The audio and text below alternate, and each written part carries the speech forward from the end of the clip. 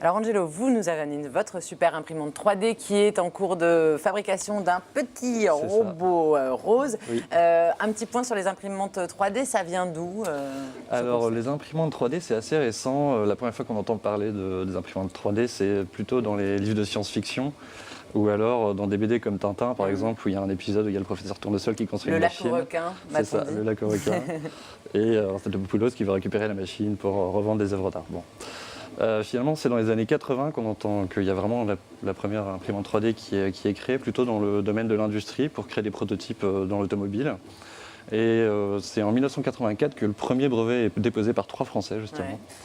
Ouais. Et finalement, c'est en 2006, il y a un professeur qui s'appelle le docteur Adrian Bouhier, qui est professeur en génie mécanique à l'université de Bath aux États-Unis, qui a en fait créé la première imprimante 3D disponible pour tout le monde. Alors, ça marche comment ? Vous nous expliquez simplement. Il y a 3 types, simplement, il y a 3 types principaux d'imprimantes 3D.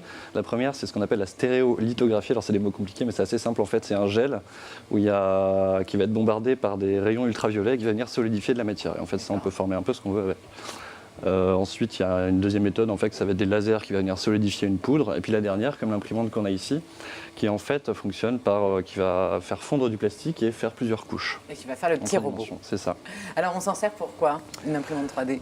Eh bien déjà, on peut produire n'importe quoi avec une imprimante 3D. Ça peut être une coque de téléphone si vous l'avez cassée, une pièce de machine à laver, ça peut être une pièce de votre voiture parce qu'elle est plus disponible et que voilà.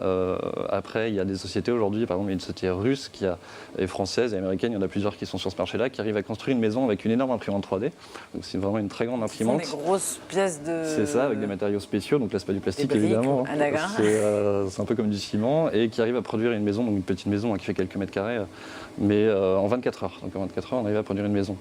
Il y a une start-up qui s'appelle Foodini, c'est une start-up française qui a créé une imprimante 3D aussi qui permet de construire des plats, donc de faire à manger. Alors on ne peut pas faire évidemment du poulet ou ce genre de choses, mais ça permet de faire des choses assez évoluées quand même et dans la forme qu'on veut. Alors on en trouve où ? Alors les imprimantes 3D, on peut en trouver principalement sur internet. Donc ça par exemple, ça c'est une imprimante 3D de marque Ultimaker. Il y a une autre grosse marque qui s'appelle MakerBot. On les trouve sur internet, ça commence à partir de 500 €, celle-là est autour de 2000 €, ça dépend, la finesse dépend. Donc finalement, ça veut relativement accessible pour oui, ça reste très accessible, un objet qui paraît encore futuriste. Et juste un mot, le robot qu'il est en train de fabriquer, il le fabrique à partir de quoi en fait ? En fait, c'est à partir d'un modèle informatique. Voilà, d'un plan informatique. En fait, il y a une carte qui est insérée dans l'imprimante, là où il y a le modèle est stocké. Et tous ces modèles-là, soit on les crée avec des logiciels spécialisés, soit on les trouve sur Internet. En fait, il y a des banques de modèles qui nous permettent de trouver la pièce qu'on veut. Donc voilà. Donc ça ouvre aussi des nouveaux marchés justement pour les industries qui peuvent revendre des pièces détachées, enfin les modèles de pièces détachées. Voilà. Il y a vraiment plein d'ouvertures. Et surtout, on peut faire un petit robot rose. Et c'est super. Ça. Merci beaucoup, Angelo. Donc le résultat final est là et puis on voit que ça continue. Allez, tout de suite.